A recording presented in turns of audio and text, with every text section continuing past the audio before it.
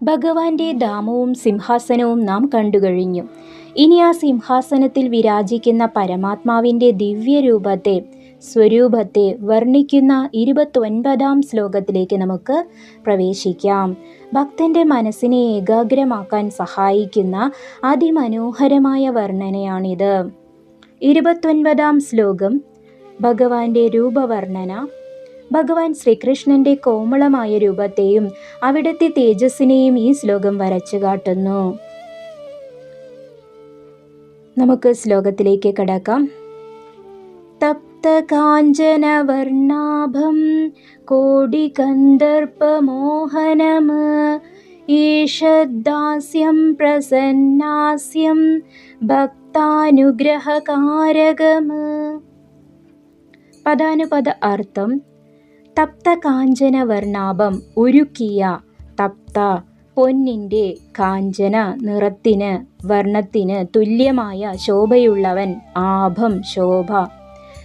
കോടികന്ദർപ്പമോഹനമ്, കോടിക്കണക്കിന് കാമദേവന്മാരെ പോലും, കന്ദർപ്പ കാമദേവൻ, മോഹിപ്പിക്കുന്ന സൗന്ദര്യമുള്ളവൻ. ഈഷദാസ്യം, മന്ദഹാസം തൂകുന്നവൻ.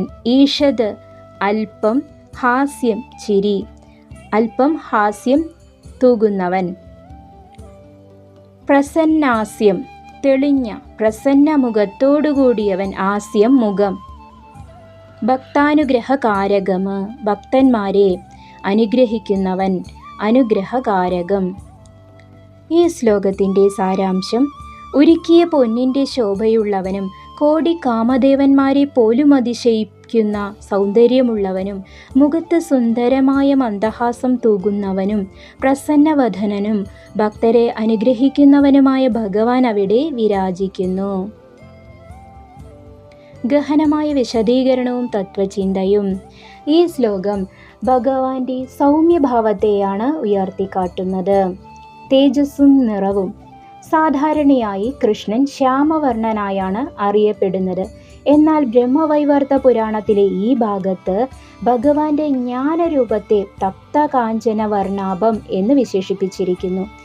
ഇത് അവിടുത്തെ ശുദ്ധമായ ചൈതന്യത്തെയും വിശ്വപ്രകാശത്തെയും സൂചിപ്പിക്കുന്നു. കാമദേവമോഹനം. ലൗകികമായ ആകർഷണത്തിൻ്റെ അധിപനാണ് കാമദേവൻ. എന്നാൽ കോടിക്കണക്കിന് കാമദേവന്മാർ ചേർന്നാലുണ്ടാകുന്ന സൗന്ദര്യത്തെക്കാൾ ഉന്നതമാണ് ഭഗവാന്റെ ആത്മീയ സൗന്ദര്യം. ഇത് കാണിക്കുന്നത് ഭൗതികമായ ആഗ്രഹത്തെക്കാൾ ഉന്നതമാണ് ആത്മീയമായ ആനന്ദം എന്നാണ്. മന്ദഹാസം, ദ ഡിവൈൻ സ്മൈൽ. ഭഗവാന്റെ മന്ദഹാസം ഭക്തന്റെ സകല ഭയത്തെയും ദുഃഖത്തെയും മാറ്റുന്ന ഔഷധമാണ്. പ്രപഞ്ചം മുഴുവൻ തൻ്റെ ലീലയാണെന്ന ബോധം ഭഗവാന്റെ മുഖത്ത് ആ മന്ദഹാസമായി വിരിയുന്നു. ഗുരുനാഥന്റെ ഉപദേശം: വത്സ, നീ ഭഗവാനെ ധ്യാനിക്കുമ്പോൾ ഈ രൂപം മനസ്സിൽ ഉറപ്പിക്കുക. ക്രോധമുള്ള മുഖത്തെയല്ല, മറിച്ച് പ്രസന്നാസ്യനായ ആ ഭഗവാനെയാണ് നാം ഉള്ളിൽ പ്രതിഷ്ഠിക്കേണ്ടത്. നിന്റെ മനസ്സും ആ മന്ദഹാസം പോലെ പ്രകാശിക്കട്ടെ. ഭയപ്പാടോടെയല്ല, മറിച്ച് സ്നേഹത്തോടെയും ആദരവോടെയുമാണ് നാം വിദ്യയെയും ദൈവത്തെയും സമീപിക്കേണ്ടത്. ഭഗവാന്റെ മുഖശോഭ നാം കണ്ടു. ഇനി 30-ാം ശ്ലോകത്തിൽ അവിടുത്തെ വസ്ത്രധാരണത്തെക്കുറിച്ചും അലങ്കാരങ്ങളെക്കുറിച്ചും സൂതൻ വിവരിക്കുന്നു. ഭഗവാന്റെ പീതാംബര ശോഭ നമുക്ക് അടുത്ത ശ്ലോകത്തിൽ കാണാം. പരമാത്മാവായ കൃഷ്ണന്റെ ലീലകളും പ്രപഞ്ച സൃഷ്ടിയുടെ രഹസ്യങ്ങളും ഈ പുരാണത്തിലൂടെ നമുക്ക് വരും ദിവസങ്ങളിൽ കൂടുതൽ അറിയാം. ഇന്നത്തെ ഈ ഭാഗം നിങ്ങൾക്ക് ഇഷ്ടമായെങ്കിൽ ഇത് മറ്റുള്ളവരിലേക്കും പങ്കുവയ്ക്കുക. അടുത്ത ശ്ലോകങ്ങളുമായി നമുക്ക് വീണ്ടും കാണാം. നന്ദി, നമസ്കാരം.